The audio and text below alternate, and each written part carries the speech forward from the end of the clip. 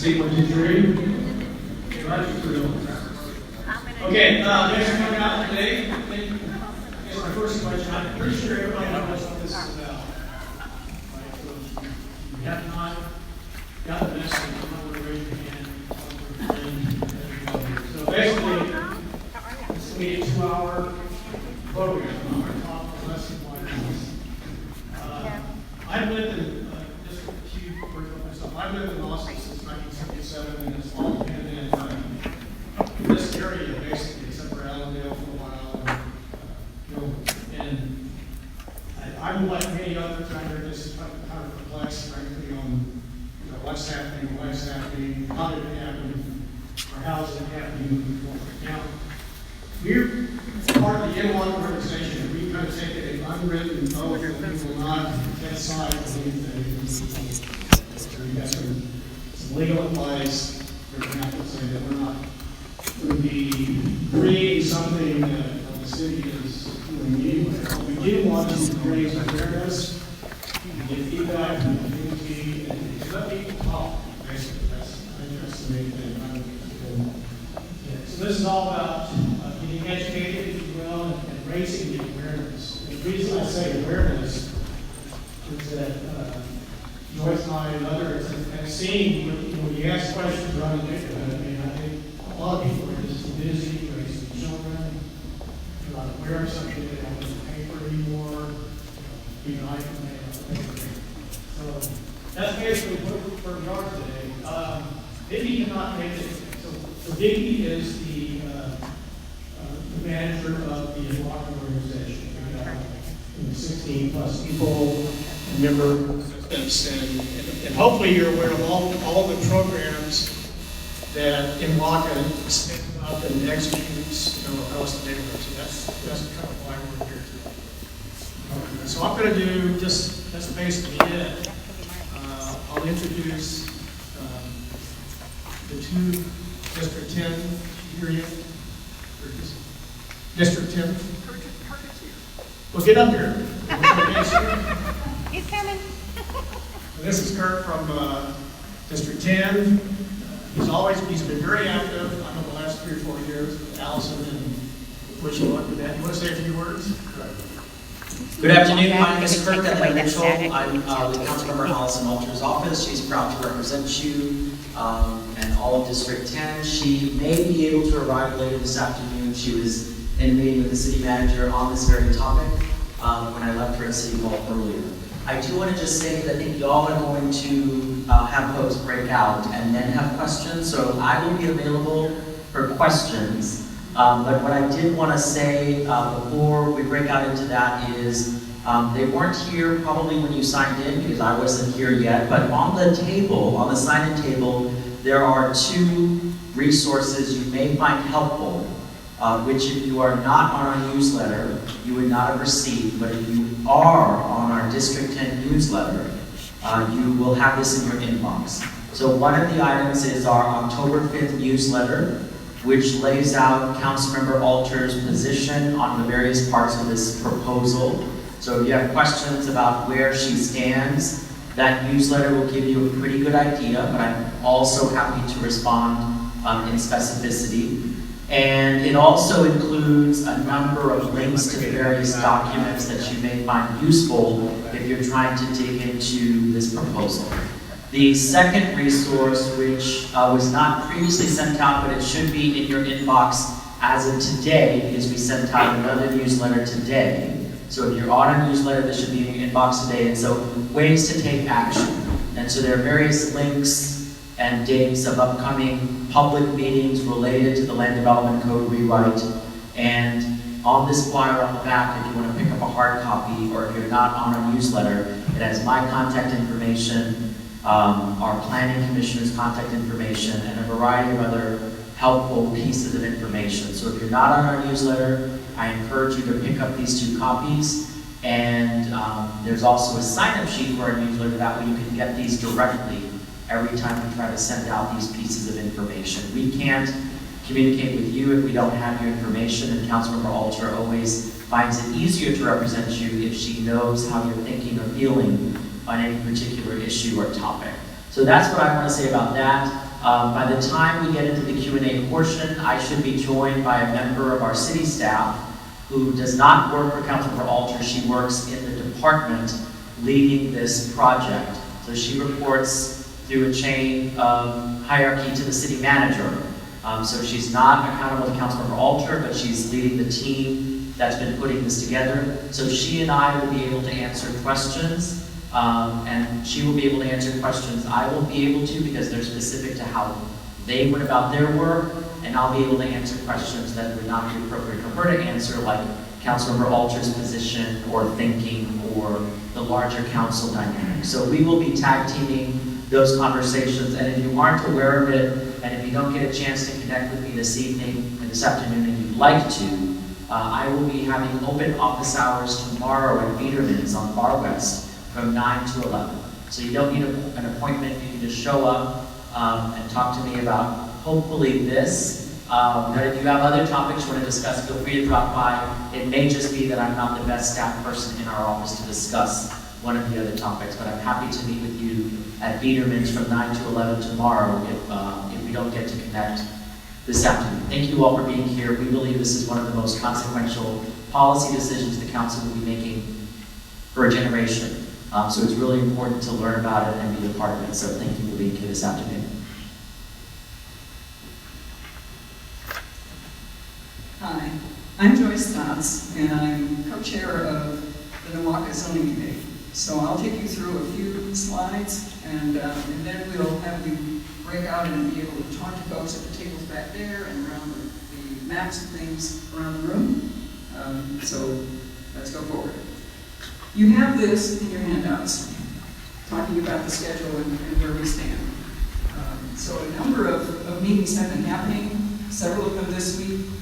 The one that is next, that might be an interesting one for you, is on October 26th, the Planning Commission public meeting, 7 o'clock from the left on the top.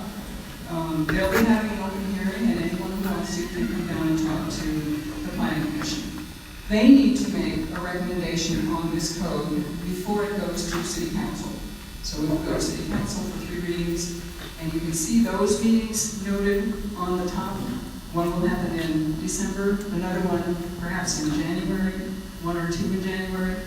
And so those will be times again when people can come down and testify. So keep in mind you've got some more opportunities for expressing your opinion to the Planning Commission members or to City Council. The Planning Commission, what was their role in creating the code? They didn't create the code. Okay, so they are a reviewer of what is being created by city staff. They looked at versions that were done last year, gave a lot of feedback, and we can ask any of the average comments what kind of impact that had. Something we've heard a lot of people ask questions about is deed restrictions. And something we want to make sure everybody understands is that deed restrictions are not something the city will enforce. So if in your property, in your HOA, your POA, your COA, whatever it is, if you have a set of deed restrictions that apply and that are important to you as people start wanting to make changes to their property, it's going to be up to you to do something about enforcing them. Because deed restrictions are like a contract between a property owner and their neighbors. While the zoning code that we're talking about today is like a contract between the property owner and the city. So the city enforces those. But individual homeowners or their associations, their neighborhood groups are the ones that enforce deed restrictions. In looking at today's zoning of properties around the city and where those codes map in the new proposed codes, this is what we generally see. And you've got that on the back of your sheet too, so you've got it for reference later if you want. So things that are today, SF1, 2, and 3, map to R2A and R2B. For most of us in this area of town, we have SF2 or SF3 as our single-family homes, and most of those map to R2A. And then you see others here that might be elsewhere around the neighborhood. I wanted to talk a little bit about the big comparison chart that you have. Because when people are asking specific questions about what does it mean for my property, it helps to understand what's true today and what's generally proposed in the new codes. So you have a column on the left that says these are the code elements that we're looking at, and they include things like the lot size, minimum width, the setbacks, the base number of units, etc. So you've got a set of characteristics there. And then you see a set of columns for the current code that's common in this area. SF2, SF3, and we have a few SF3 with duplexes on them. Then you see a column that has kind of a pale yellow top for proposed R2A, and then you see a set of columns with the dark yellow top. I wouldn't expect you to read it very well from there, but the copy that's in your hands should be a lot more legible. So some key points that we have about the R2A that is going to be, that is currently proposed to be assigned to most of our properties. I've highlighted in light green where the lot size, the minimum lot size is less than it was in our previous regime. The minimum lot width is less. The setbacks essentially the same. Base number of units essentially the same. Floor area ratio a little bit different. For the one with a duplex, you could use more of that lot. Impervious cover the same, maximum height the same. Off-street parking is different. And so today, if you build on a fresh new lot that's an SF2 or SF3, you're expected to provide parking off-street for 2 vehicles. And the proposed new code, it would be 1. Today, you can build an ADU on your property that can be as much as 30 feet high. With the new code, 35. So we try to highlight the differences there. There are a few properties within NWACA that are proposed to be zoned R4. And so you can see on the right side, there's quite an array of possibilities that could be done on such a lot. If you had a single-family home on an R4 lot, you could keep that, just like it is. You could renovate it, you could tear it down and build another one, just like it was. So that's the case, but you also could build something different. And so you've got 5 other options there that could be built on a lot that's zoned R4. A duplex, something that's multifamily with 4 units, cottage court that's 3 units, a cottage court that's 6 units, a townhouse. And you can see there the details of the different characteristics if you were to follow that path.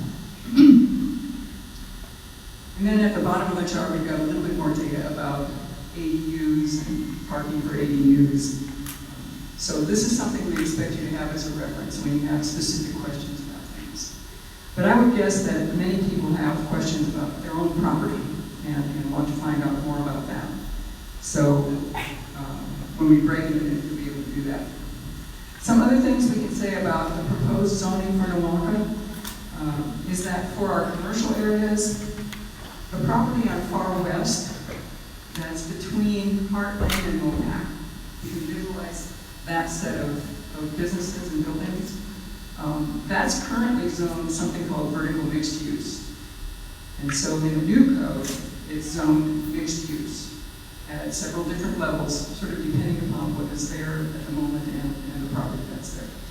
We want to hold questions until we get to the Q&A period, because we really want to get people to go back and talk to folks and get their own situations and come back. And then there are commercial properties along Mesa, the Spicewood Springs area, Randall's and all the things around there and across the street from there. And again, most of those have been rezoned as mixed use as well.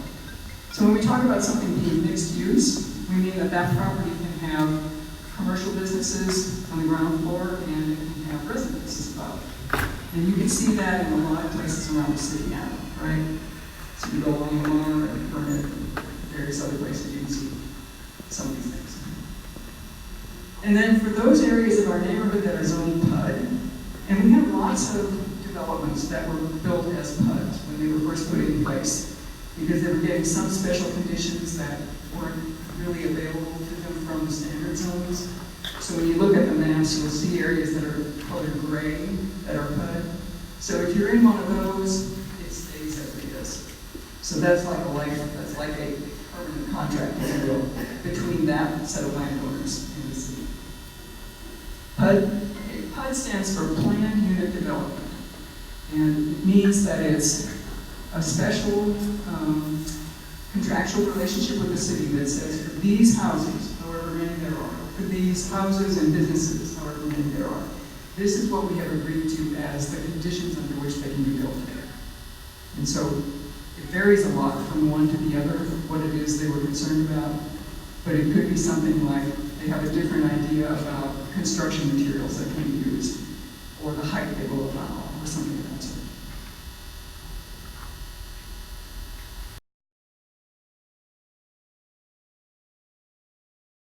That's why you're coming out here, chairs.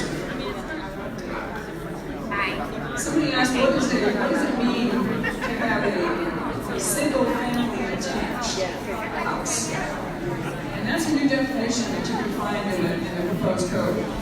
It means that you have two homes that are attached. That is, they have a common wall, but each one is on a different lot. And so if you were to split a lot and you put houses that were attached, that's how that might be. And then somebody reminded me that I had forgotten to point out that several of us from the zoning committee have put in a request for reconsideration of the R4 along Mesa and Greystone. Those of you watching the slides may have noted that, but I forgot to mention it. So we're trying to get them to look at that again, because it was based on a premise that that part of our neighborhood is served by transit. And that R19, that number 19 bus is coming and going, and we don't know where we're going to have it in a year from now. So it's not in the long-term plan for Capitol, so we don't think that bus line will stay.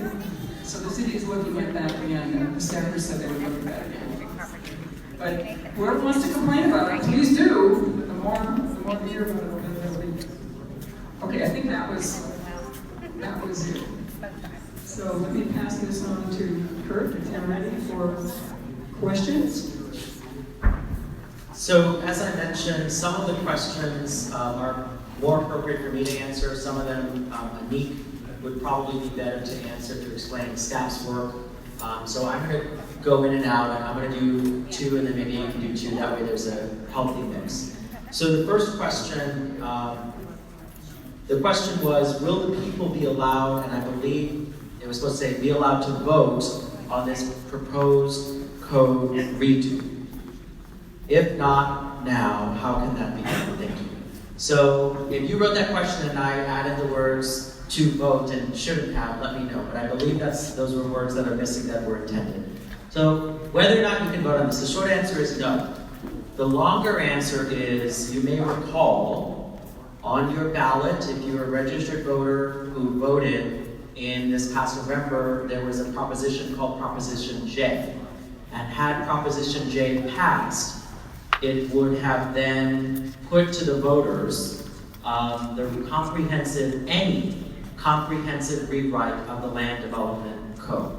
Because that proposition failed, there's no public vote on this. Now, someone could decide to organize another petition to put another citizen-initiated item on the ballot.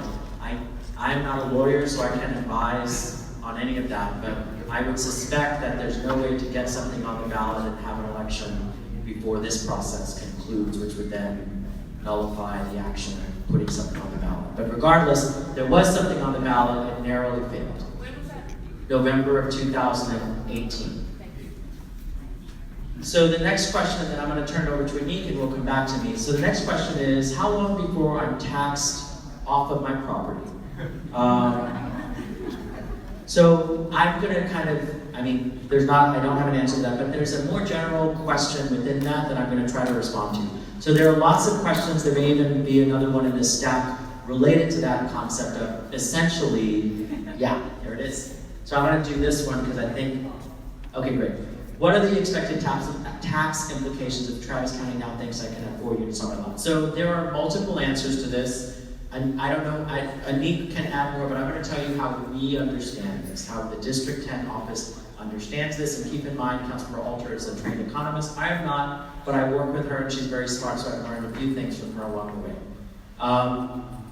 What the tax appraiser tells us, because this question has been asked for years throughout the debate of this proposal, the tax appraiser says they do not look at zoning when they do your assessment, so that the changing of your zoning has no impact on your property taxes. And that's where that statement ends, and where an answer to that question can end.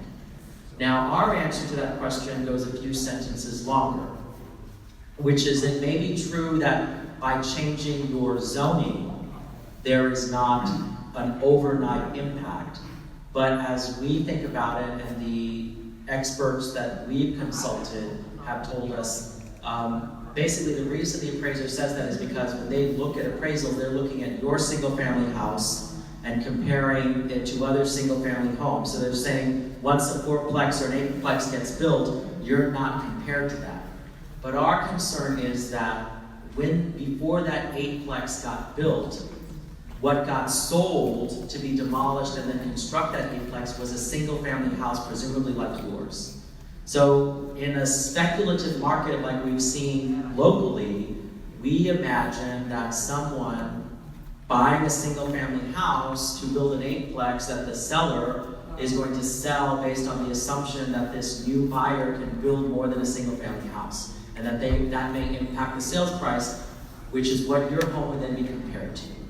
However, the official answer from the tax appraiser is the zoning will have no impact. We think in a speculative market like ours, that at some point, the sales price for the single-family house is going to be compared to yours. Thank you. So that's, Anik may have more, because there is a little bit more. So Anik can add more, and then why don't you do 2 questions? Hi, my name is Anik Boudet. I'm in the city of Austin, and I'm working on the code project. Don't throw tomatoes. I've been in land use, transportation, and infrastructure planning with the city for about 20 years. I also worked in the private sector for a law firm doing real estate work. So I know a little bit about this, and I'm here to answer questions for you all, because the worst thing in the world is to not know what's going on with your property. I totally understand, so I hope that I can help with that tonight. We are working, the staff, as Kurt pointed out, under council's direction to work on this code, and so we're doing our best to apply sound planning principles to meeting the goals and parameters that they have given us, and working with the community and listening to y'all is helping us interpret and give feedback back to council, so thank you for your participation. With regards to the tax question, Kurt is absolutely correct, and Councilmember Alter in his thinking.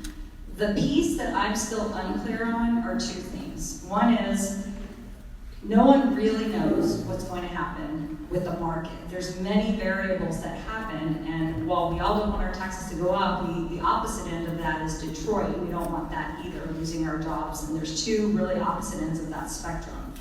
And we can't really know.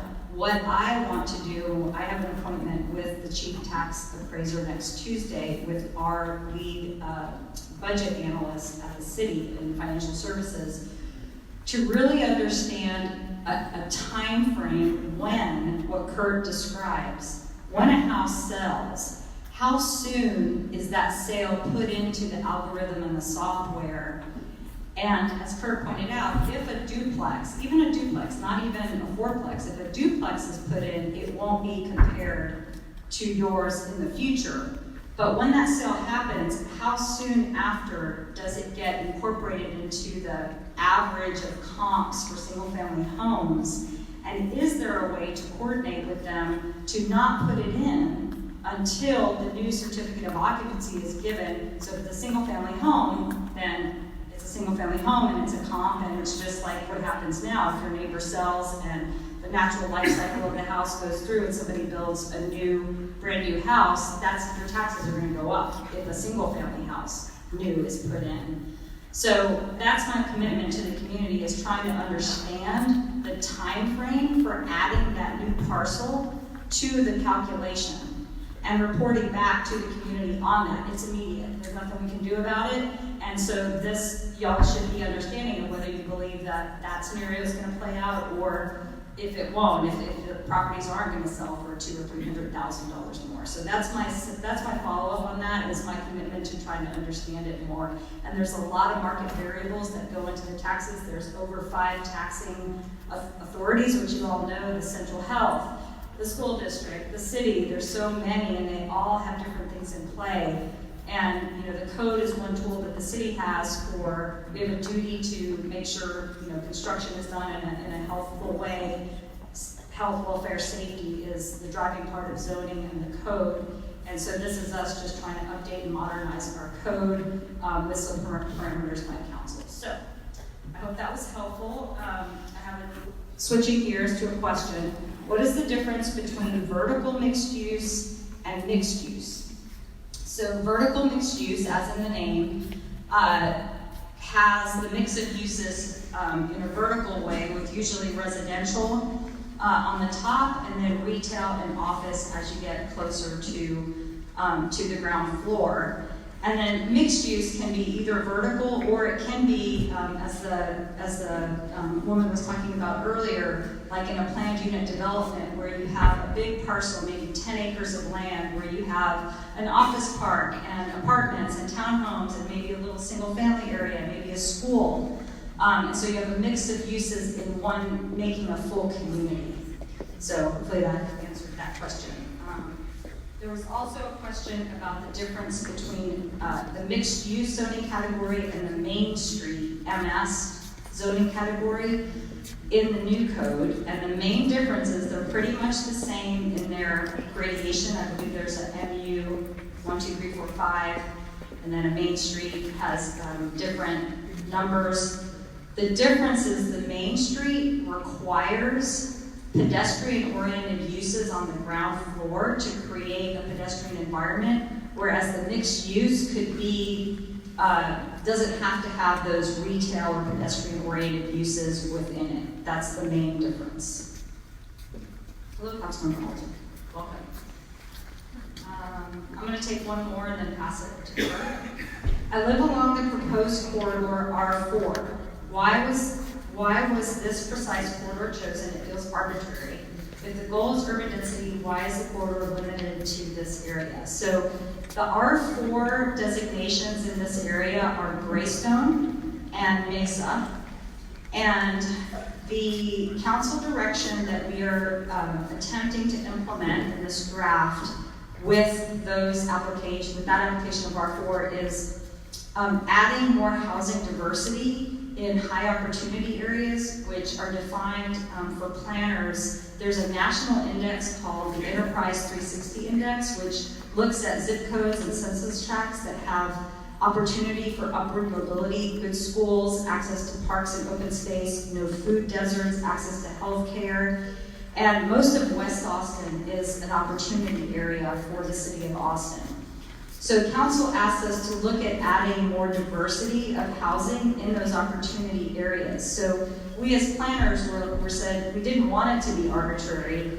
We could just do this and have it be arbitrary. So we said, let's try to do it next to where there's bus service that's likely to continue, so that we're at least combining where we're putting a few more people with the opportunity to take the bus, so that you don't have, you're trying to manage for the transportation and congestion aspect that comes with more people, quite frankly. That's why we have such bad traffic, because our population doubles every 20 years. So that was why, and we have done this throughout the whole city from east to west. Well, we've done the transition zones east to west, but the high opportunity, that is where we applied it, and it's not just in this area. We've done it in District 5. We've gotten similar comments for applying R4 on Red Street behind Central Market South, and in some other areas.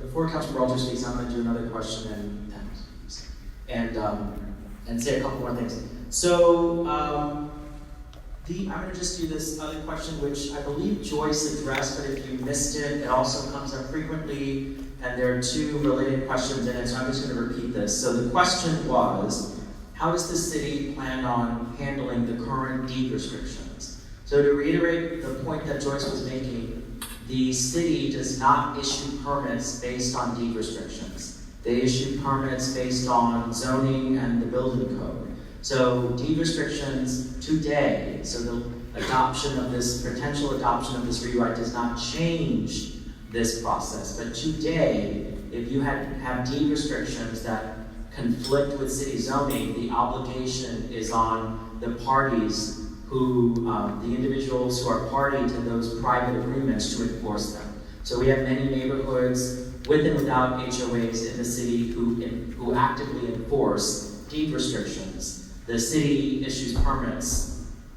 without regard to those. That is true today. The difference between today and the potential future is that we may be creating significantly more circumstances where the city zoning conflicts with deed restrictions. The fact that we don't enforce them is not changing. We just are potentially creating an additional magnitude of conflicts, if that makes sense. Does that make sense to answer that question? Are there any questions about that? Because it comes up frequently. So you're saying the neighborhoods are going to have to sue the city for that? It would not be the city. So let's say homeowner A lives next to homeowner B. The deed restriction says you can only have one story, and the neighbor gets a permit for a second story. The neighbor sues the neighbor, not the city. So the city is contributing to that by allowing it. The city does that today, and neighborhoods and private property owners have to sue to enforce that circumstance today. The difference is we potentially are significant, the city may significantly increase the circumstances where those conflicts exist. The fact that the recourse available to you is individual lawsuits, that is not changing. That is the only way to enforce deed restrictions today. The city cannot legally enforce them. I saw this hand and then some others. I was gonna add clarification to your statement. Sure. Go back to your home, check when you bought your house, you got a title commitment and all the attachments, go back and read them. I'm guessing, I live on Greystone, and I know for a fact, because I've already pulled them, we have deed restrictions on at least my section at Greystone that contradict the zoning that they want to put. And as long as we, as a neighborhood, and those that fall under the deed restriction, enforce those deed restrictions, the density will not be stable, that you have to sue.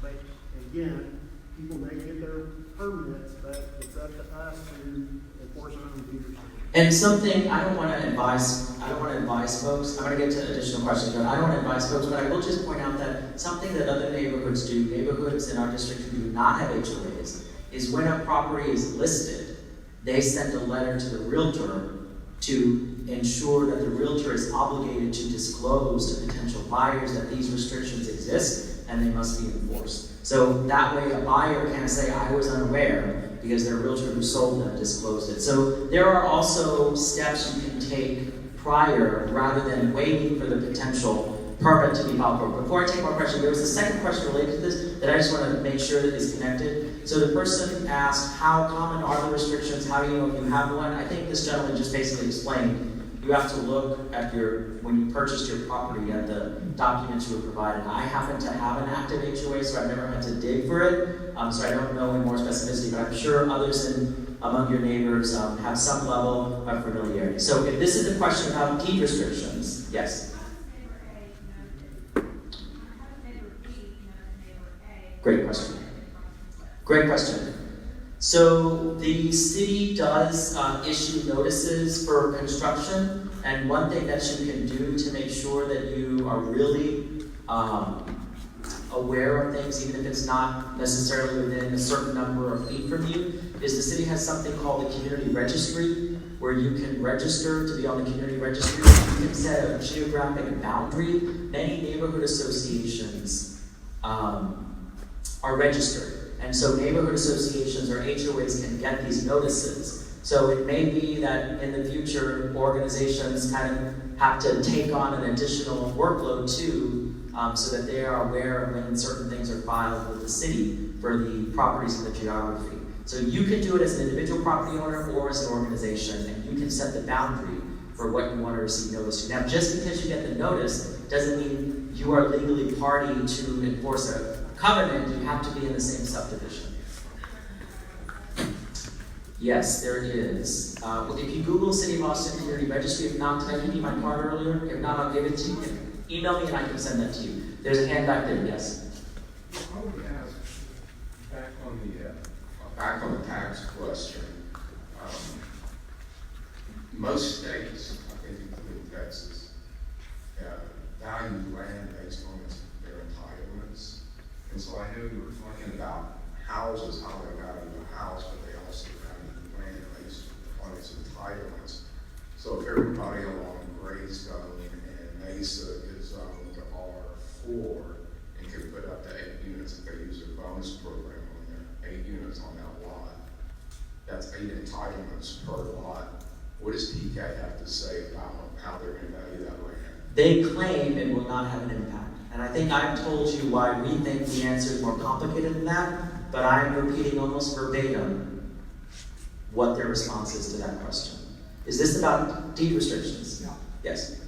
Northwest Austin Civic Association, I was just reminded by the person who always sends them to me, we are on the community list and we get the notifications.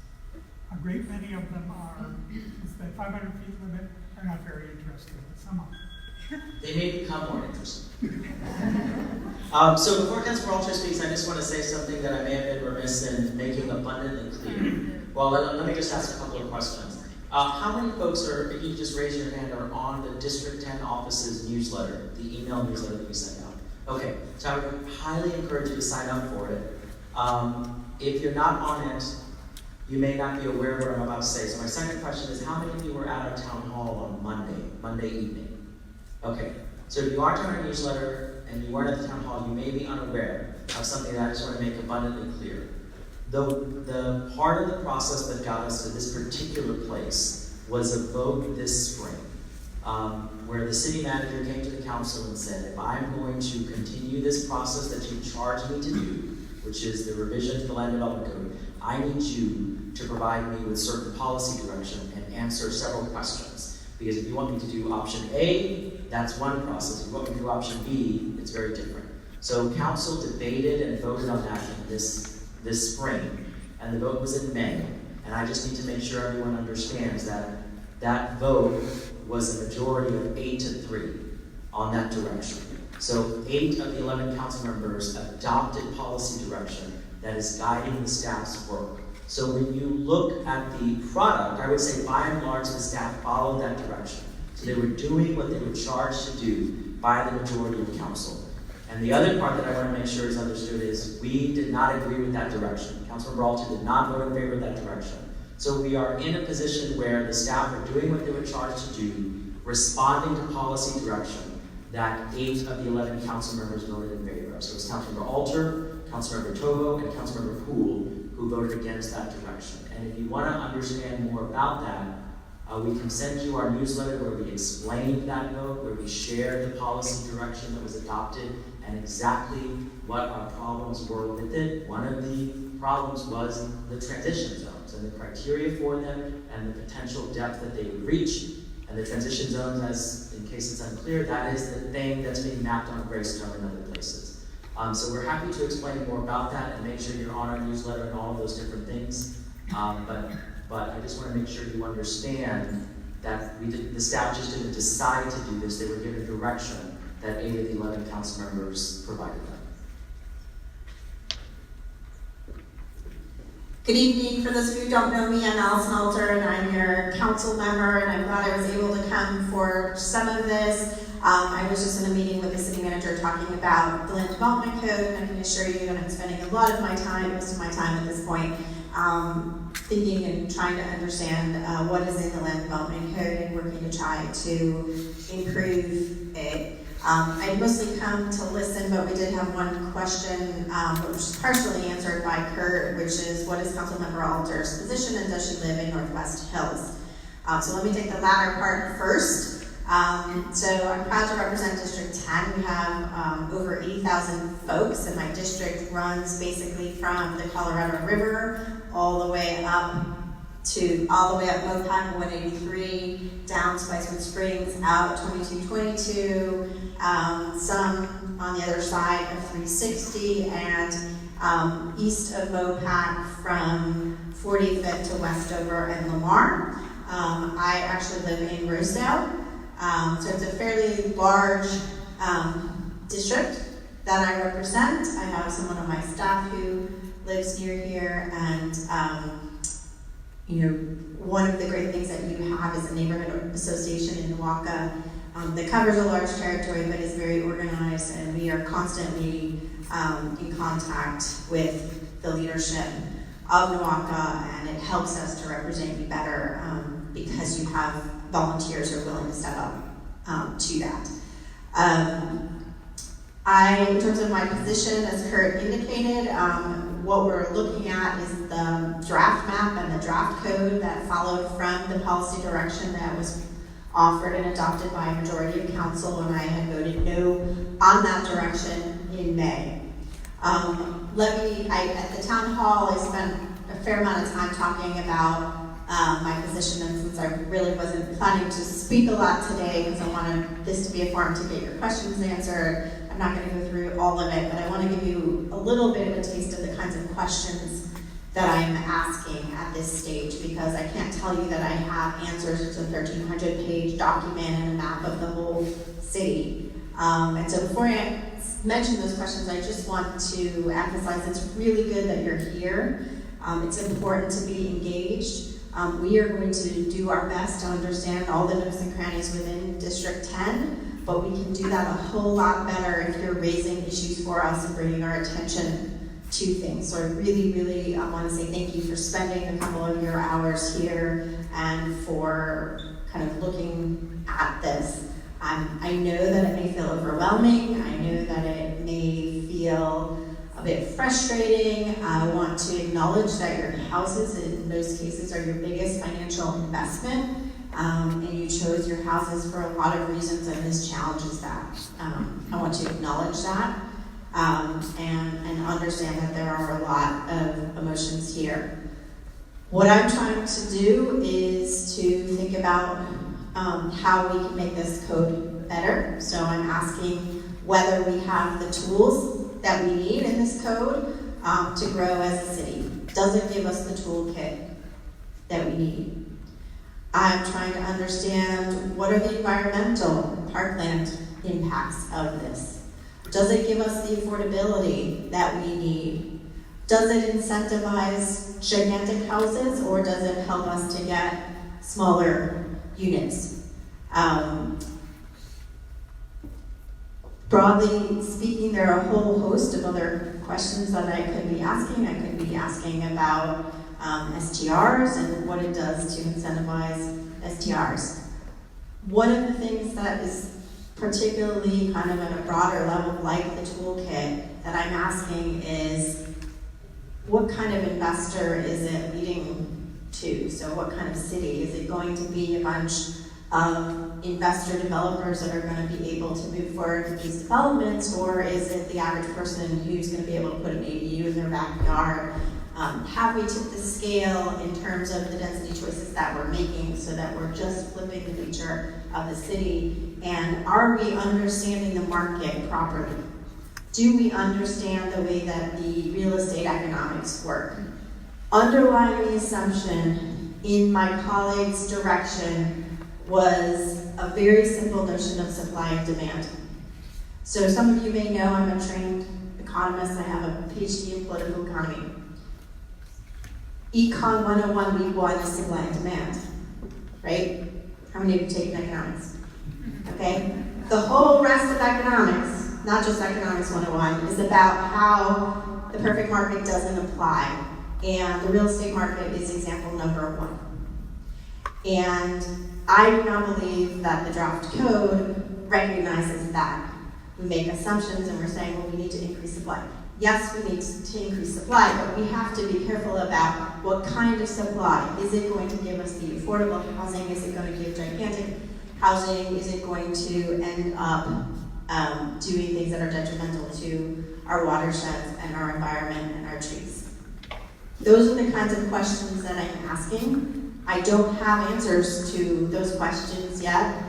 Some folks have been volunteering their services to model things. We're having conversations with the staff, trying to understand what is in this code and unpack it. The challenge is that my colleagues want to move very, very fast. Staff are doing the best they can with the time schedule that they have been given by a majority of council. There are problems, though, when you don't take time to vet and when you don't have a transparent process.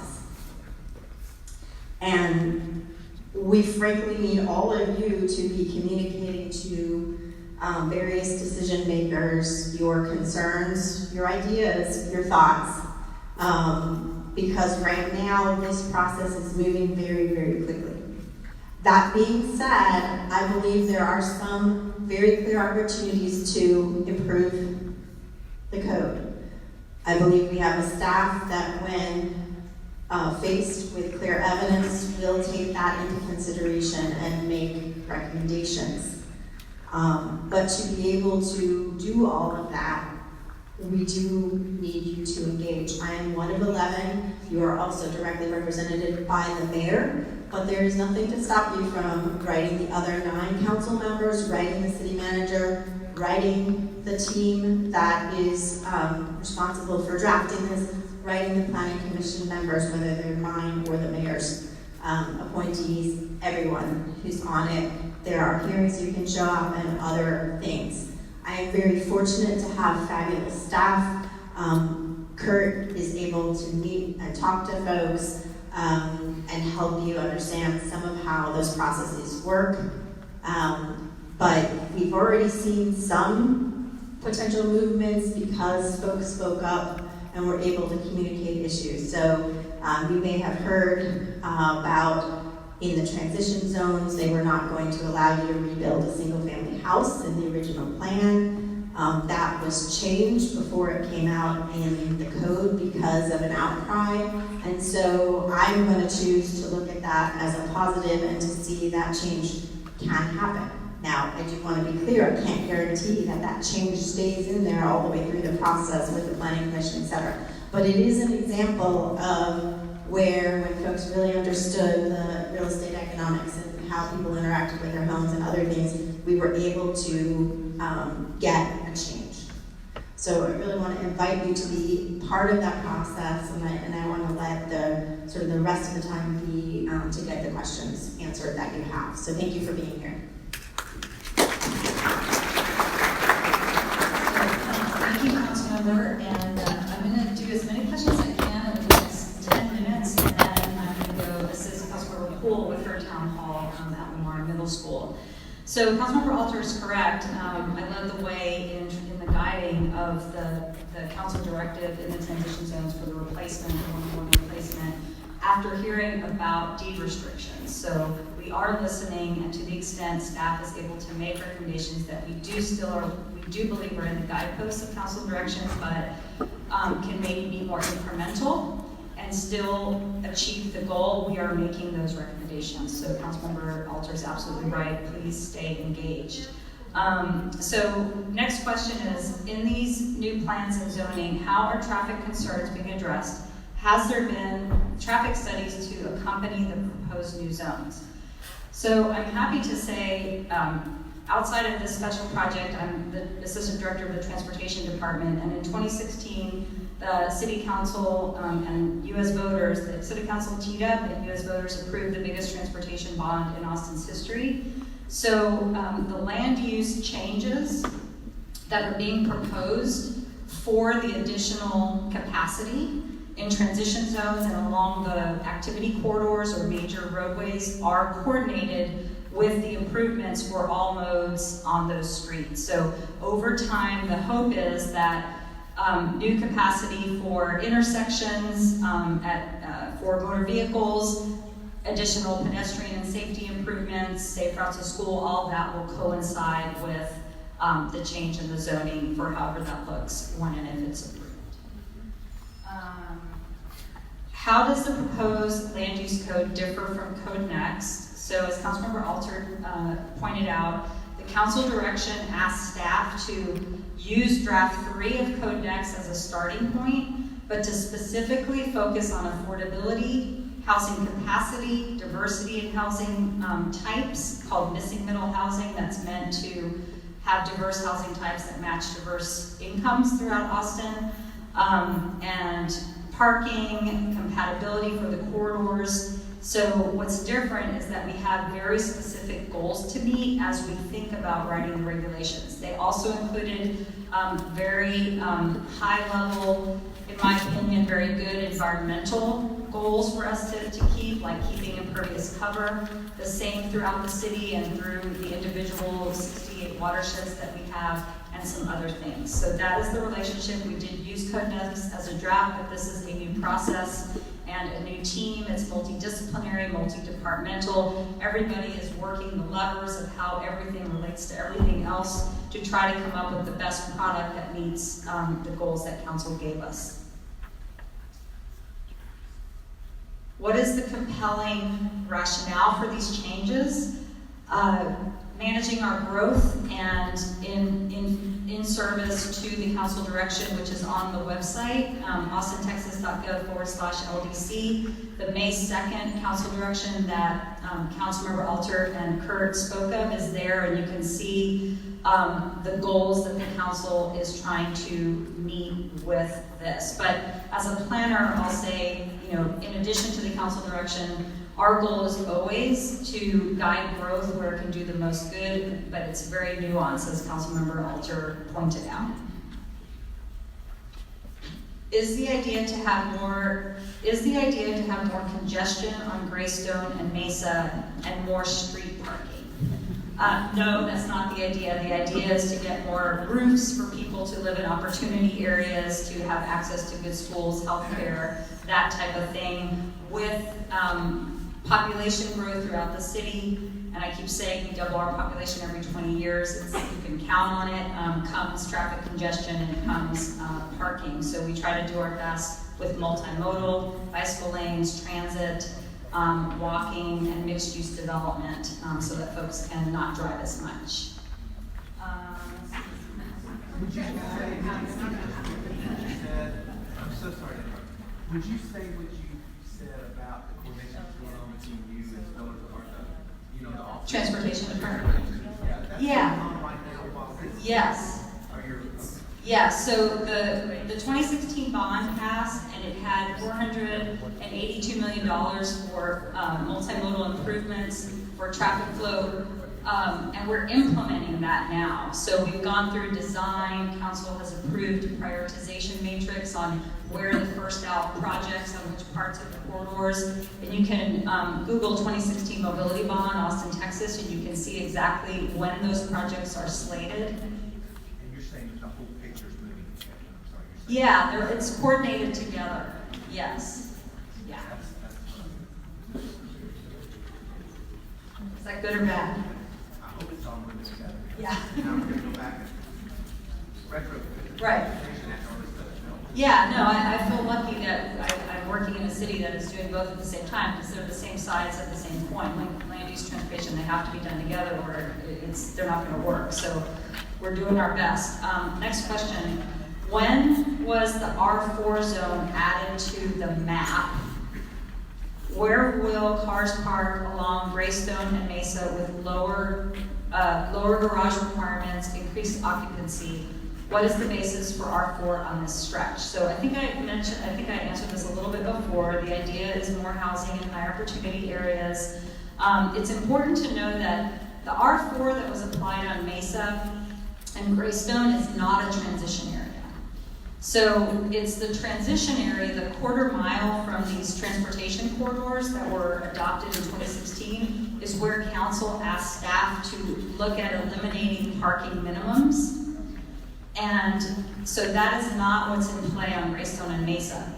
There will be, in the code right now, 1 parking space required for every unit that's put, if your neighbor knocks down their house and builds a new single-family house, they'll be required to put 1 parking space. If it's a duplex, it'll be 2 parking spaces. If it's a duplex with an ADU in the back, I think that is still 2. That's current code because ADUs don't trigger a parking requirement. So I just want y'all to know that the parking does not apply in this area, the parking elimination of minimums. And what I know from testing the code with people who build for a living, architects and others, that the market in Austin, while council has says that they may approve 0 parking a quarter mile from these corridors, which these streets are not, you still can provide the parking and the market will provide the parking because we are still pretty much a driving city as much as we're trying to make multimodal improvements with Cat Metro. And so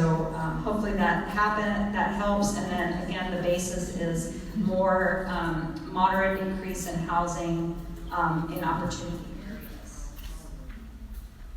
That one already answered. Oh, yeah, I'll take questions now. I think I got all my questions, and I have about 4 more minutes or 3 more minutes. And I would say, and he has to go to another meeting, but I still have more to get to and also answer questions. He's very smart. Yes. As far as the multimodal goes, I mean, there's a good 6 months out of the year with our current climate where I couldn't walk to work or ride my bike, and it's just not practical. So as we look at multimodal, do we actually look at actual life in Austin? Absolutely. Really? Yeah, because I have an electric bike now, and it's great. And there's clothing and there's showers. We require employers to put in showers to encourage biking to work and walking with the transit. So absolutely, and there's a saying in the transportation world that there's no such thing as bad weather, just bad clothing. So I should get naked, right? No, yes, we do consider that, and we are one of the leading cities in the Sun Belt on multimodal, despite the climate. It's not for everybody. It's not for everybody, but a lot of people will. Yes, sir. Does zoning include any requirements for rental versus ownership properties, or how does that work? Yeah, that's a really good question. So the density bonus program, the affordability aspect of this code. So right now, 3% of properties within Austin, down the middle spine of Austin pretty much, have the opportunity for a voluntary density bonus program where the developer delivers affordable units. The policy right now is they have to declare if it's rental or if it's home ownership at the get-go. And if it's rental, they have to be 60% or lower median family income. If it's ownership, 80% or lower median family income. But if you're not, and so the density bonus is expanded in the draft that's out right now to about 17% of the city, so a lot more areas spread geographically, not just the spine of the central city, east and west. But it is voluntary. But that is the code, the tool that the code provides for affordable housing is a 60% MFI for renters, 80% for home ownership. But we can't require that developers participate in that program. It's an incentive program. So I hope, and then anything under 60% are subsidy programs that are not related to the code. So they can build more if they offer them to affordable. What was that? They can build more units if it's affordable. Only if they provide a set aside of affordable, and not everybody wants to participate in that program. So in the R4 zone, you could provide 4. Any more of that, you'd have to do paperwork and participate in that program. So I hope that helped answer your And question. I'll answer more about that. She can answer traffic presentation that I won't do. Thank you. I wanted to know, I had to follow up on that question on R4. If you use the affordable housing bonus program, one of the big justifications is affordability up in the land cover. How come only one unit can afford this? We're really serious about affordability. Yeah, the calibration is something that Kurt can speak to. Good question. I think you wrote it here. It's the Yes. next one. Oh, And I okay. can answer it, and she might answer something that I can't. So back to the last question you read about the traffic, not so much the traffic and road conditions, but rather the traffic and parking on the streets. Yeah. So if you have a duplex or a multiplex unit and they only have one car, well, the chances are there's going to be 2 people in cars that each unit, right? So if they're parking all along Mesa or It's a very family-oriented neighborhood, it's the schools that really talk, so I would say that's yes, if we're looking for affordable housing, those are the kinds of folks, young couples or, you know, whatever, I mean, you're getting a chance of they'll have 2 cars. So how is that playing to safety for when we already have a lot of issues right in this very area that we're talking about, you know? How does that play in for safety when people are getting in and out of their cars, people are zipping down the road, you've got the teens driving, you've got kids, you've got deer, you've got all these things, so you're cleaning out the blind spots. You still have the buses going by as well, and all these cars parked in the streets, trash cans, everything else. How does that play? Yeah, so all of that is being considered, and, you know, the parking, you know, like I said, the market will provide, looking at the location, looking at where things are. If you're downtown, is a different context than being in this part of town. And so if the requirement is 1 space, could the builder require, build 2? Yes, they could. So it's you know, and we believe that in the transportation department that the roadways do have more capacity for, it seems like it doesn't, but looking at the high level. So I know it doesn't. Yeah, no, I've lived in Austin for a long time, and I've been in this area for a long time, but yeah, there's enough capacity with the improvements that we can make at intersections for cars, and we do monitor safety, we do monitor speeding, so we don't believe that the moderate increase. So right now, a lot of folks in the SF3 around here can do duplex, which would bring this, you know, more people as well. And we're not doing analysis for that either. So we respond to the conditions as they come up. I can tell you right now, we're not widening Mesa, we're not widening Greystone. We have no plans to widen any of these streets. And so more efficient multimodal transportation is what's going to be needed. But I think that the moderate increase in units can be, I know it can be absorbed by the streets the way they are now. I'm happy to sit down and look at a model with you if you'd like at some point. If you want to look at a synchro model, we can do that. Yeah. Thank you. Yes, sir. You've all experienced throughout here. Yeah. Sufficient capacity for water and wastewater to deal with such an ambitious citywide program. Good question. Or are we going to face some huge bond issue that we're going to have to fund to satisfy? Yeah, that's a really good question, and my colleague from Watershed and Austin Water were here. This will be my last question. I gotta run and help Councilmember Poole. But our capital improvement programs are complicated, both in Watershed for water quality and drainage, and also for water pipes and sewer. And they have many different programmatic aspects on how we do routine maintenance and how we do service extension requests for growth and new development. So all of that is being coordinated with the code. There's always way more need for maintenance than there is funding to do so, and it's a big, big challenge for us. I'm not gonna shy away from that question. It's a big challenge, but we do have the different programmatic aspects that have to work concurrently with the code that's adopted. And I will tell you right now, being with the city for as long as I have, what the draft that's out now is not what will be adopted at the end. It is being constantly worked on and finessed through input like this. But one thing I've been wanting to do more work on, and I hope to get it on our website in the next 2 weeks, is listing the different programmatic infrastructure programs that we have that address the different types of infrastructure need. Just like I made the point about the mobility bond, that we are thinking about these things. We're not doing this in isolation, and we understand that all of you are smart people and are thinking about that too. So thank you for the question. I'm going to head out. Thank you all so much for the opportunity, and keep involved as council members. So I have a list of questions, some of which folks asked now, but I have a list of questions that I want to continue to try to get through for the folks who wrote them down and submitted them. But I want to reiterate several things. Number one, I will be at Biederman's tomorrow from 9 a.m. to 11 on Far West. Please come by if you have a question that has not been answered. Additionally, if I haven't said it, or you weren't here when I said it, please sign up for our newsletter, where we post a lot of information about this topic, and where when you get updates, you can use that to submit inquiries. The sign up for our newsletter is in the back. When you sign up,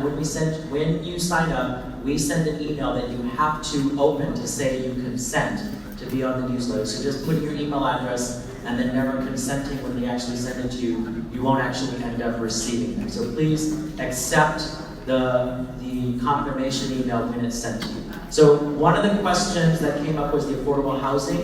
There were about 3 that were also in my queue. So I'm going to try to do a high-level summary of that. So let's see if I can do this. So one of the questions was, where do you find in the code the requirements? If you're as interested in reading this as I am, so you'll be spending your weekend doing this like me, you can find in the code, in the general planning requirements, so that's chapter 23-4, there's a section called the Citywide Affordable Housing Program.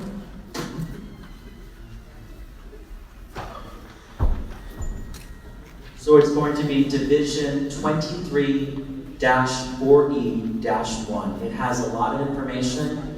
Your general question was essentially, much of the justification for new zoning has been to increase affordable housing, yet the so-called R4 bonus program only requires 1 out of 4 or 8 units, not clear to be affordable. Why so low? So I just want to underscore a few things. Number one, you are correct. A big part of the push has been around the buzzword of affordability, and that we need to do this to increase affordability. And I want to underscore that because there's another question in my stack that basically says, why did 8 people choose to do this? And one of the reasons I believe most, if not all, of the folks in that 8 would say is they would say, because this is going to help us with affordability. Now, as we are examining the document, and there are formulas in that document that say how much you have to contribute, and it varies by geography, and it varies by building type, so it's not a simple answer. I'm spending my weekend doing projections for those formulas, so I'll be in a better position next week to say how well they work. But so far, based on what we've seen, we think we're falling short in terms of getting the type of affordability we need out of what's been proposed. But it's a big ideological challenge because when you say, why is it so low, when Councilmember Alter has had this argument with her colleagues and debated it, one of the counter assertions is any increase in units, whether they're affordable or not, helps us. Because it goes back to what she described as this extremely oversimplified supply and demand argument. So she's spoken till she's blue in the face about how that's a dramatic oversimplification, but that's unfortunately the counterpoint that others are satisfied with. So why is it so low? Because some have said that any increase in unit, whether they're affordable or not, helps. We are going to do everything we can to maximize. If we are giving increased entitlements, the community should get something in exchange, whether that's more parkland, whether that's better water quality, whether that's better affordability. But it's a real uphill battle with the makeup of the dice. So I just want to add to that a nuance that I think you guys can appreciate. So part of why we're even doing this rewrite is Imagine Austin said we should have a compact and connected city, and we should be densifying along the corridors in regional centers. So part of the reason the affordability stuff looks so bad is that along the corridors, right now there are some limits on heights and things, so we can't get the density on the corridors that we might want from Imagine Austin if you put aside for the minute there are people who live in neighborhoods right behind them. What they've done is they've taken away compatibility on the corridors, and then they've done the density bonus at that point above those entitlements. So in my view, they've already given them an entitlement boost by removing compatibility. So if right now, because of compatibility, let's say I can only build a 2-story building, they take compatibility away and now I can build a 5-story building, well then they're going to calculate my density bonus and my affordability options starting at a 5-story building, not starting at 2. Because they don't consider compatibility part of the entitlements, even though right now, I can't build anything bigger than 2 stories. And to me, that's leaving community benefits on the table. And then you have the inconvenient fact that when you go above a certain height, you change construction style, and it changes all the cost points and all the other things. And so that's why sort of a more nuanced understanding of real estate economics, and I'm not a real estate economist, it leads you to different conclusions about the direction in which we should be doing. The other piece of that I want to just highlight is what was great about Imagine Austin was this notion that not all of the jobs needed to be downtown. And it had a plan and a vision where we would be distributing the jobs around the region, around the city with these regional centers. So one of the things that we are looking at is how could you take some of those density out of the neighborhoods and put them in those regional centers so that you get things like the Domain and other things in the places we've already identified them, like at Highland, at Lakeland Mall. There's one down south as well, and the Domain. And we may have mixed feelings about how the Domain was subsidized, but as a place that has given the density at that regional center level, it is working in that regard. And not every one of those has to look like that, but the code as mapped and the code as drafted as tools right now is falling short of that part and is instead saying all this density has to come to the center and ends up in the neighborhoods, not on, off the corridor and not in the regional centers. So there's room to maneuver if we can prove that we get sort of more density and other kinds of things.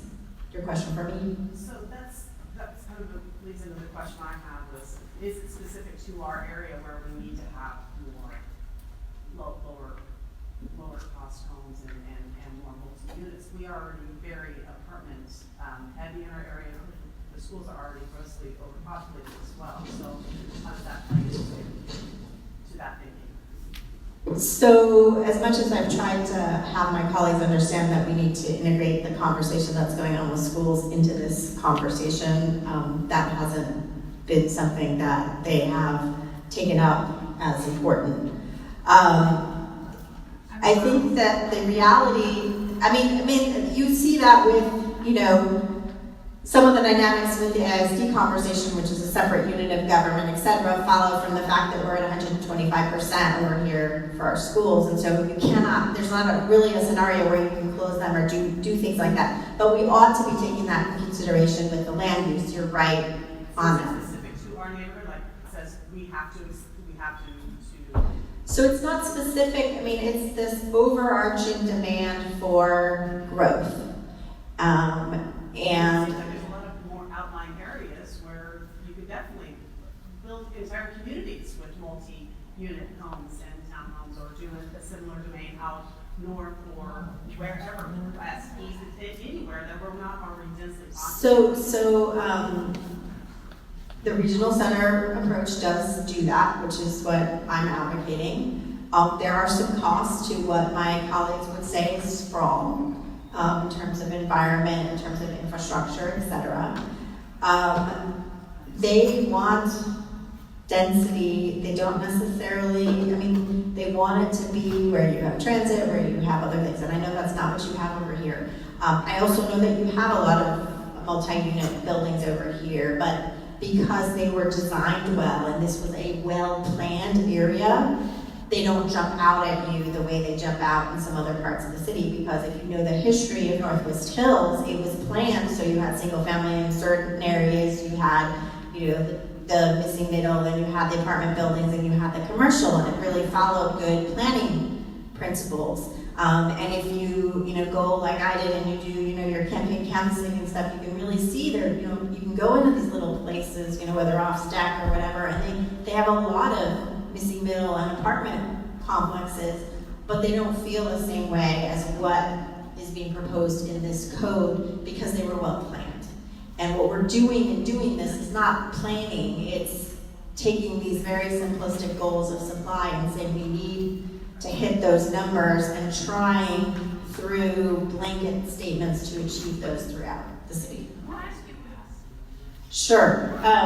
So one other piece you need to understand the direction that was given is that our current code has a certain, what we call capacity. That's how many units could be built under that code beyond where we are now.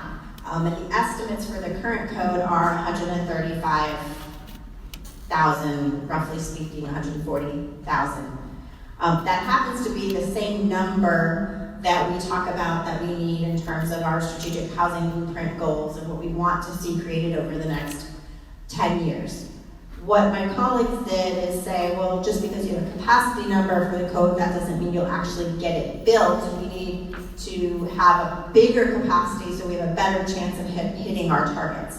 So part of what the direction was to go 3 times that number in capacity. So the zoning map takes the tools that they created, and one could create tools and come up with the great tools and do bad mapping. I'm not sure that's what we've done, but that's possible. And so they've tried in the mapping, given the tools that they came up with, to get to a capacity of 405,000. And they came out at about 399,000, and of that there'll be 9,000 affordable income restricted units. Okay, which rely heavily on the bonuses, which I'm not convinced any developers will do. That was the logic, and that, if you read my newsletter about why I didn't support it, I believe that by setting those goals, they are overlooking that the type of supply matters. When you set a goal, so the 135,000 has 60,000 affordable units, 75,000 market rate units. When you triple that number, now you've tripled the number of market rates you're trying to get, even though the 60,000 number is a real number. So like the 60,000 is like, we need 60,000 affordable units. We know that. The 75,000 portion of it, now I'm gonna get too much nitty gritty because it's gonna get bad.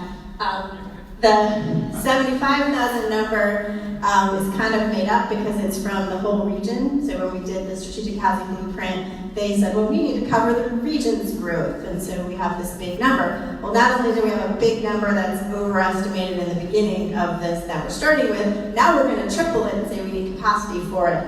And we're not gonna understand the economic consequences of that, where if you have so much market rate, then you make it really hard for the affordable housing providers to buy land. You make it hard for the city to buy land to do the affordable housing. And there are interrelationships that just add too much nuance and too much complication to grapple with. I have a question. So when we were told who else we could contact, maybe I'm cynical, but I don't believe that reaching out to another district member is going to do anything. So one of the first questions is, are you in my district? Who else can we reach out to? I mean, obviously to Mayor Adler that we can voice our concerns, but who else would you say that we should be emailing or contacting to voice our disapproval on some of these points? I think there is still value of reaching out to the other council members. You probably won't hear anything back. I often don't write back if someone's not in my district. It doesn't mean I don't register it and we're not paying attention to the arguments. It's just the amount of email and stuff. You can't respond directly back to everything, and you have to fairly nuance things. So I would say that you still should be responding to, reaching out to the other council members. The mayor, definitely. City manager, the staff team. I believe that the staff team can be our friends. These are people who are trained planners. They want to do the right thing. And if they are armed with enough people providing them rationales and reasons, they will feel an obligation to communicate that on to council. They are in a position, at the very least, to propose things in the base. City manager needs to understand. You can also reach out to the planning commission. And the planning commissioners, while they're appointed by individual council members, they're still trying to make sense of all of this, and they have a little bit less of a I only represent my district feeling than you might get from some of the council members. But I would still reach out to the other council members. You can write op-eds, you can talk to the media as well. There are ways also to connect with other neighborhoods who are in the districts of other council members. through the neighborhood council, through friends you know in other districts, making sure that they're writing their council member and asking about it. Because if it's just District 10 that's upset, no, we're not gonna get anywhere. But when people in District 3 and District 1 and District 5 understand stuff, they can push on their council members and you can help them to do that. There's different abilities across the city to understand the complications of this. And District 10 can play a role in helping to educate others. Kurt wants to add something. I just want to say, one of your resources on the back is a Ways to Take Action flyer, which has contact information. It has the website for the Planning Commission, so you can email all of them. They will be making a recommendation to council. It also has the email address for the city manager, as well as the District 10 appointee to the Planning Commission. The other thing that I want to just say is a recommendation on tone. As I mentioned before, I know this is emotional, I know it's frustrating, I know it doesn't seem logical. Granted, fine. Please know that if you write a council member and you yell at them effectively in email, they will not listen to you. So you need to find a way to communicate your concerns where they can hear you. Same is true of the planning commissioners, same is true of the city manager and the staff. It's okay to talk about your stories and how it impacts your life, calling us idiots, doing that kind of thing. And I'm not saying anyone here will do that, but I've seen enough of those. And I know this is an extremely charged issue. It's just a small step that you can take, and if you have it in your mind when you're sitting down to write. You can also call people. So it may be that for some of the other council members, you send your letter and you call them. Okay? When their staff start to get annoyed because other districts are calling them, they may start to pay attention, and that staff member might not even ask if they're in the district. It's up there. I cannot make change by myself, okay? I'm doing everything I can to get this right or improve it, but I need you on my team. And I can do that a lot better if you're active and engaged. We are working to get you real information. We are trying to get information back to you as quickly as possible. There will be times when people put out false information. We will try and correct things, but sometimes they're right, too. Yes, sir. First of all, thank you for coming. Starting to understand, if I heard you correctly, that we haven't taken the impact of the school into consideration. And obviously that's a right question. If you prefer to fill out the missing building, you can find that, please. Before you do, it's interesting that affordable housing is in this behind the drive, but the definition of such takes 1,300 pages to define. So tell me what it is that your definition as an economist is about affordable housing and what target you're trying to drive at. Please. And I'm gonna try to, there's a lot of questions there, so I may forget that. So you may have to repeat them. But, so the 1,300 pages is the whole land development code, which talks about how and where you can grow. It covers sign regulations, watershed. There's like a tiny section that's on affordable housing of the 1,300 pages in terms of the bonuses, because the only way we're getting income restricted affordable housing is through the bonuses. When you talk about affordable housing, there's a lot of different definitions. So one definition is not spending more than 30% of your income on housing. The way that it's being used with respect to the 9,000 unit reference is with respect to income restricted. So those are units that through the bonus program, through various things, are required to be rented or sold to people at particular incomes relative to the median family income. 60% for rental, 80% for ownership. It might be lower in particular cases. You can also have market affordable rates. So one of the things we see here in Northwest Hills is along Far West and Hart Lane and stuff, there are market affordable multifamily units.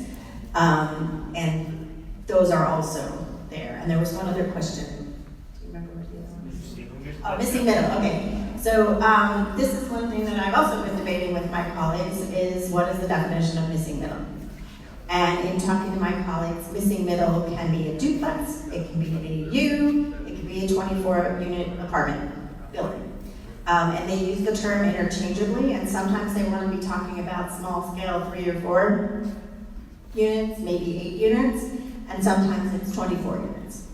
And I cannot tell you when they're talking about differences, and I have asked till blue in my face about defining it. Okay, so the median income you're talking about is Austin median income, Texas median income? Austin. Yeah. Yes, sir. Microphone, sir. Appreciate it coming, thank you. 400,000 capacity number was a great number. What extra percent is that from what we have now in the housing stock? And then related to that, how many years does that give us until we consume that capacity? So the goal, I can't tell you, I don't know that I can give you the nitty gritty, that we currently have capacity within our zoning for 135,000 units. Not all of those 135,000 units will be built. That is the capacity number already kind of adjusted for market feasibility, supposedly by the consultants. The 399,000 number is also supposedly market adjusted by feasibility. The goal is to get 135,000 in 10 years. That capacity could be there much longer than the 10 years, and there's no guarantee that the market will do any of that. You could have a recession, you could have tariffs and construction prices could go up, we could be doing too much building because we decided to build a stadium and an arena and we're doing mobility bonds and there's nobody to build the housing, and all those projections could go around. Is this a 20-year solution in your mind? Is this a 10-year solution? The goal is to have capacity for 10 years out with the code and the maps that come, and then the code provides tools that allow you to get additional capacity over time. So we'll still have zoning cases where somebody will come in and say that they want to do something that's different uses or different density than what you can do now, but it won't, that won't be in those capacity calculations because we won't sort of already have those. I'm not sure how many PUDs we have over in Northwest Hills, but if you are zone PUD, that's not changing. Yes, sir? If I think of my house as an asset, say it's worth $700,000. The house right next to me decides to sell them. They put 4 units on a house. What is the value of my house at that point? It seems like this plan that you're talking about Greystone, Far West, increases the property value for that diverse density. Is that a true statement? Or did it block those streets or close to those streets? So you would have to understand the market in the particular place. So it would be perhaps less valuable as a single family house use. So someone who is buying it for a single family might value it less if you have 4 units next door. But somebody who wanted to buy the house and tear it down and build 4 units might think it's worth more. So based on that model, which I come up with myself, based on that model, it's really encouraging to have those pathways to become multi-units. Yes. Because if I stay there over time, the house. That's the whole point. Yeah. So if I live on a street, the value of my house period becomes increase.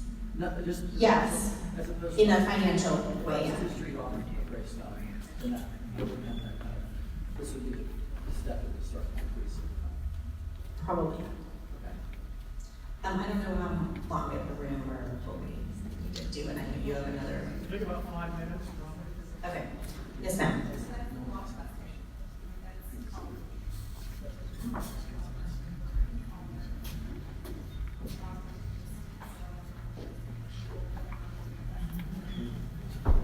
So there will certainly be opportunities for some in some places to sell their home and make more. You could have developers also buying up properties to build something bigger and combine lots. So we haven't talked a lot, at least when I've been here tonight, about aggregating lots or subdividing, but those things are all possible, and because they have changed the minimum lot size to 5,000, subdivision can happen a lot faster. Okay, go ahead.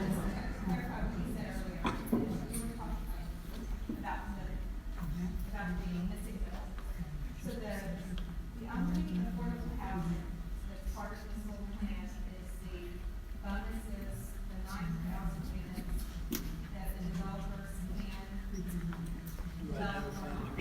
And beyond that, you have a couple of days to find this development, they're finding in terms of like the size of units, not the price range. Okay. So beyond, whether or not we get the 9,000 units of affordable housing,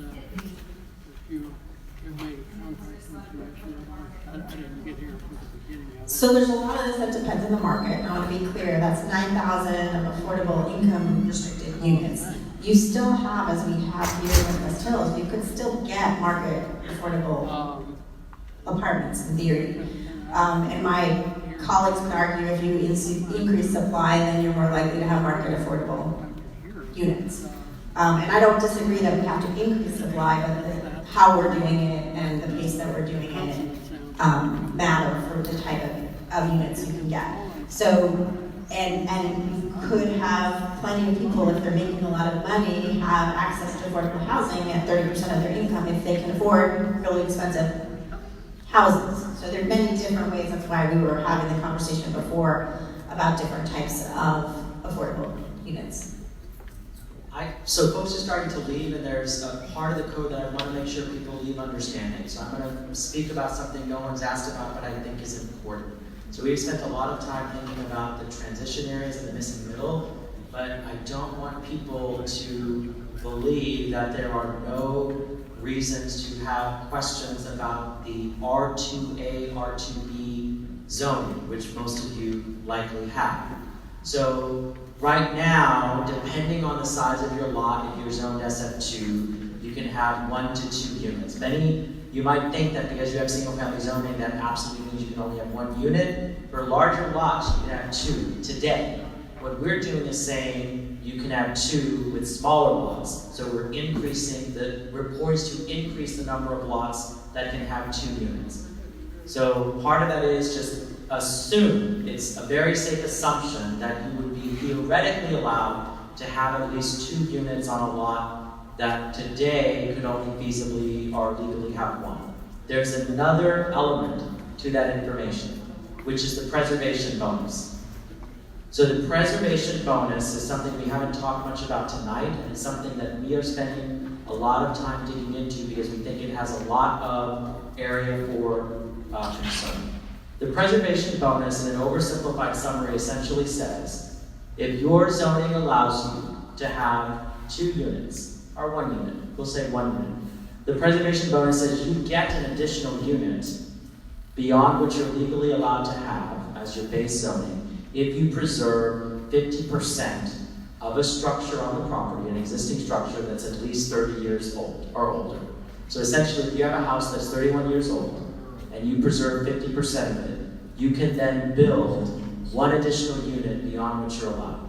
So that means if you're legally allowed to have 2, you can build a 3rd. Now, not every lot will be allowed to build 2. It depends on your zoning, it depends on the size of your lot, and everything else.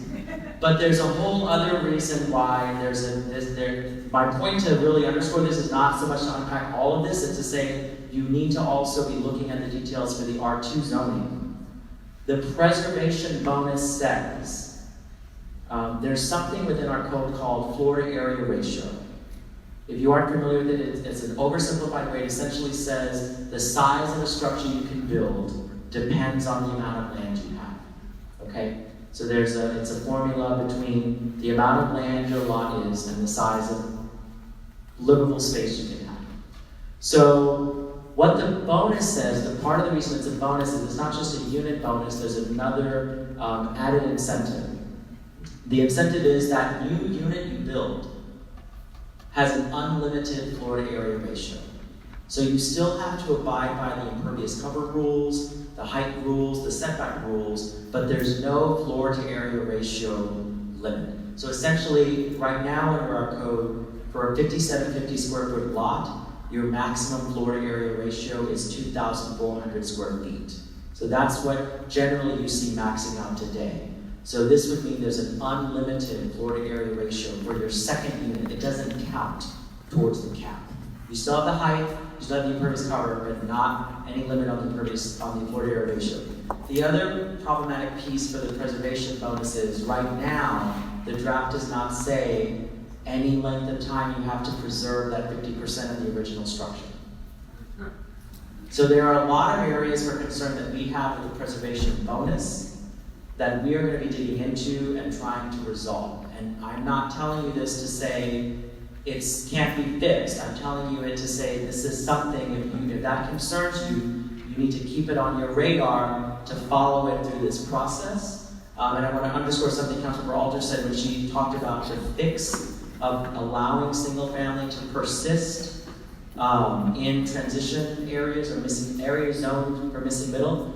That went back, that was pulled back, but everyone needs to remain vigilant to make sure it doesn't go back in the other direction. So don't stop making sure that that stays. You need to remain and communicate to everyone that if you want that to remain an option, it needs to, the full council needs to keep that in there right until the end of the process. So with that, we have to go, I have to go to another neighborhood meeting, Westland 360, but I will be at Biedermann's tomorrow from 9 a.m. to 11. If you have more questions, I hope to see you there. I know we didn't get to every question tonight. Feel free to email us. I believe my contact information is on the Take Action flyer in the back. You can email me questions and I'll do our best to try to respond as soon as I can next week. Thank you.